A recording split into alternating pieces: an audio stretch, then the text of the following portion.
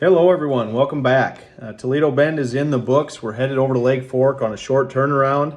I am still on this phone and printed paper setup. This should be the last tournament. We're moving in a couple weeks here, so by the time we wrap this one up and get the next video posted, hopefully I'll be in the new house and new office and we'll have a little more well-formatted videos. But anyway, let's jump into Lake Fork. It should be an exciting tournament. A little earlier, so the Elite Series was here in 1920, 21, and 22. Those were all like April, May timeframe, except I want to say 2020 was a fall tournament. That was the year that the schedule was so weird because of COVID. So it might change things a little bit. I think it'll be similar to Toledo Bend in that there's going to be fish up shallow, but it's not going to be, you're not going to have guys going down the bank picking out their 5-7 pounders off beds or anything like that. Forward facing sonar still going to play really heavy. Probably will be the biggest kind of X factor between the previous tournaments and this one. We've got some guys that have obviously done really well here for a number of years on these lakes. That could be the biggest change, sort of dethroning them. So with all that said, let's jump into it. Weight side, I didn't give a weight on Toledo Bend. For Lake Fork, I would say if you set the over-under at 109.5 right now, I would probably take the over. Livesey won with 113 pounds here last time. I expect overall weights to be up simply because of forward-facing sonar, opening up so many fish. Guys able to target some of the bigger fish out deep and all that. So I would say minimum 110. I think I have my tiebreaker at 112 right now. Wouldn't shock me if it's quite a bit higher than that. Would surprise me a little bit if it's lower than that. I think for sure we'll hit the century mark, but somewhere in that 110, 115 is probably the safest bet for me. But like I say, wouldn't surprise if it's a little bit higher than that. Into Bucket A. As always, a good group here. We've got top 10s in the past from Stetson Blaylock, Austin Felix, Chris Johnston, Jordan Lee does on the BPT side. Brian News got a top 10 here last time they were here. Walters has won here. Zaldane's got a top 10. So a lot of good anglers in this one. Luke Palmer was 11th, so he was close a few years ago. Can't believe he's been fishing that long, 2019. He seems a younger angler than that. But anyway, and Corey Johnston was 9th in 2019. So you got a lot of top 10s in this group. A couple guys that jump out to me. Obviously, you got Fujita here, who just won Toledo Bend. He's fishing with some real confidence right now, obviously. Both Johnston boys in this one have done well in the past. Chris, on the most recent ones, has done better than Corey. He was 10th and 9th in the last two here. As I mentioned, Brian News got a top 10. Pat Schlapper's a guy, he's only picked by about 1% right now. He's fishing really well. He was 18th here last time, had a really nice tournament on Toledo Bend. I would be surprised if he doesn't do well in this one. I don't know if he'll compete for a win, but I would be surprised if he doesn't compete for a top 10. Zaldane in this one, obviously a lot of history here. 13th, 13th, and 5th in the 19, 20, 21 tournaments. Now he was 40th in 22. I don't remember exactly what happened with that one, but him throwing those big baits around, he's always got a chance on a lake like this to have a really big bag. So, but to me, all those good options, I came down to Jordan Lee, Patrick Walters. Patrick Walters to me is, one of the best anglers in the Elite Series. I think last year, what did he have? Santee Cooper that he stumbled. Otherwise, he'd have probably made a run against Welcher for the AOY title. Made that really interesting. Might have even won it. I would be surprised if he doesn't compete for that again this year. And he's got a win here and a second place in 2021. So obviously has done well on Fork.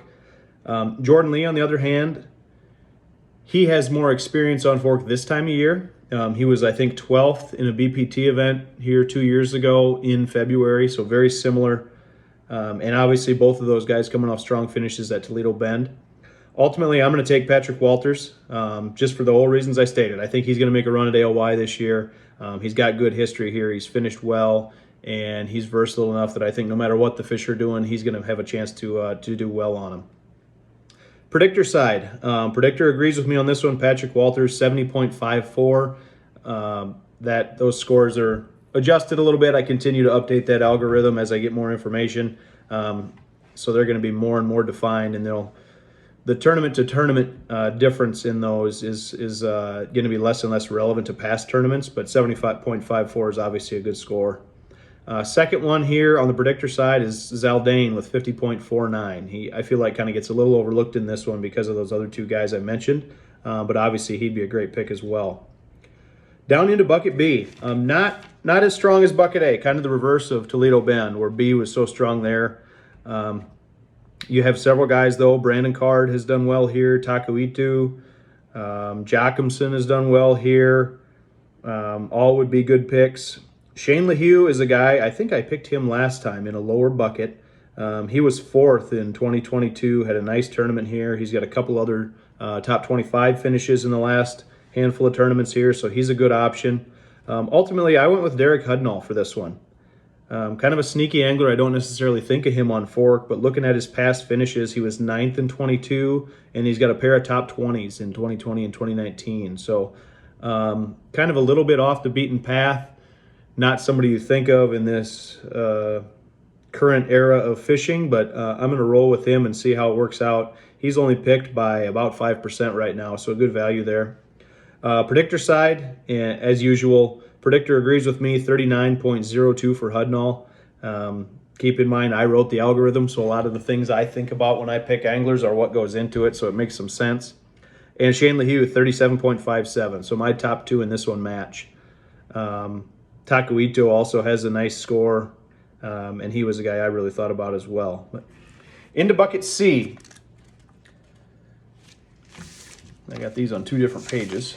Bucket C, the obvious one with, I think right now, when I looked this morning, about 70%. Lee Livesey won the last 2 here. He had a top 10 the year before when it was in November. So everybody's going to pick him. I don't blame them. The one real strong other guy that I really thought about here was Brandon Polinick. He's always done well here. I think he was 2nd last time we were here to Livesey. He was 4th in November and 14th in November of 2020 and 14th in 2021. So he's always done well here when we've been here. He's not had the last year of fishing like earlier in his career, I don't feel like, but somebody I would expect to do well here. A handful of other guys in this one, but really it came down to those 2 for me in this one. We've got some other top 10s scattered about, but those 2 are by far the most consistent. Ultimately, I picked Livesey with this one. I know it's going to fish different this year, or it's going to be different this year with forward-facing sonar being so much different than the last 2 he's won. But it's hard for me to look away from him on Lake Fork, and I guess I'm going to roll with him until somebody proves that he's been unseated. So Livesey is my pick in this one. For obvious reasons, the predictor's very high on him in this one as well, 75.2. That is the highest score of the tournament. And closely behind him, actually, the 3rd highest score of the tournament is Polinick. So from that perspective, a real strong option. And because 70% are taking Livesey, only about 10 have Polinick right now. So a really good value if you think he could kind of jump up. Moving on into bucket D. Fairly strong for a bucket D. You've got Bill Lowen, Gerald Swindle, Todd Otten, all have top 10s. I guess Otten's was an 11th, excuse me, last time we were here. Keith Combs in the past did well here. You know, he's really been struggling the last couple of years. Somebody I thought about grabbing here simply because, you know, if he can kind of recreate that magic that he's had on some of these Texas impoundments, he could be really good. Mueller's done well here. He was 12th in 2022 when we were here, so he's got a good finish.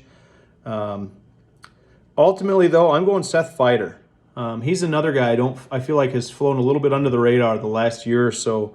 But he's got some really historically strong finishes here, 12th, 11th, 6th, and 25th. So really consistent. If you can get any kind of consistency like that out of bucket D, I'll feel good about it. And so that's where I'm going with this one.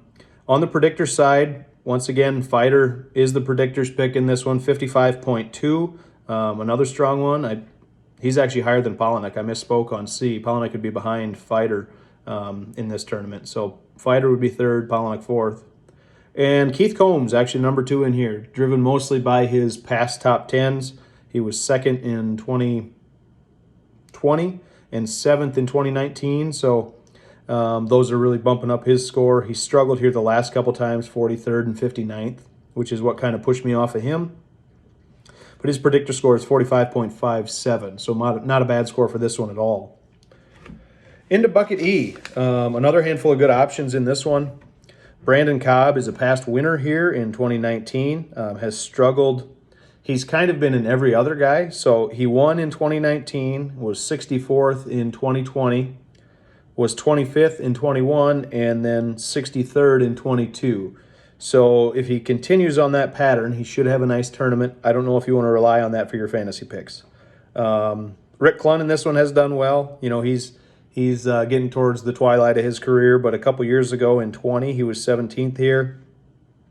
Buddy Gross is a guy that I think could do well here. He's got a past 14th place. And the situation here with this kind of pre-spawn spawn sets up right in his wheelhouse. So he's somebody who could jump up and do well. Eddie Lauren and Brad Watley both have previous top 10s here, both in 2020 in that November tournament. So those are guys that have done well. Greg Hackney historically has done well here, and he's got a lot of pick percentage. Guys are expecting him to do well again. Kyle Welcher's down in bucket E, and you got your past AOY in bucket E. That's a pretty strong pick. Ultimately, for me, I am going with Chad Pipkins in this one. He has always done well on fork. Like we've talked, the FFS might change things a little bit, but when you got a guy in bucket E with 8th, 18th, 28th, and 19th, I will take that consistency all day and roll with him. So he is my pick out of bucket E. On the predictor side, they actually like Brandon Cobb in this one, 42.86. A lot of that, he's got almost 30%, at least as of the time I calculated this. So that's a big chunk of that, plus that past win.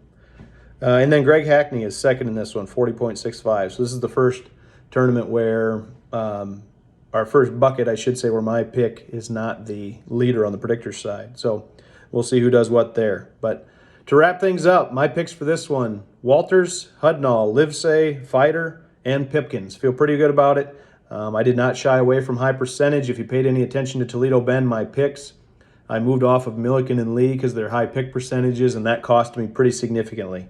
I think I'm still about 83rd percentile, not terrible, but really had a chance for a really strong tournament if I wouldn't have outthought myself there. So a good lesson when you got a layup, don't shoot a three-pointer. But live and learn, and we'll move on.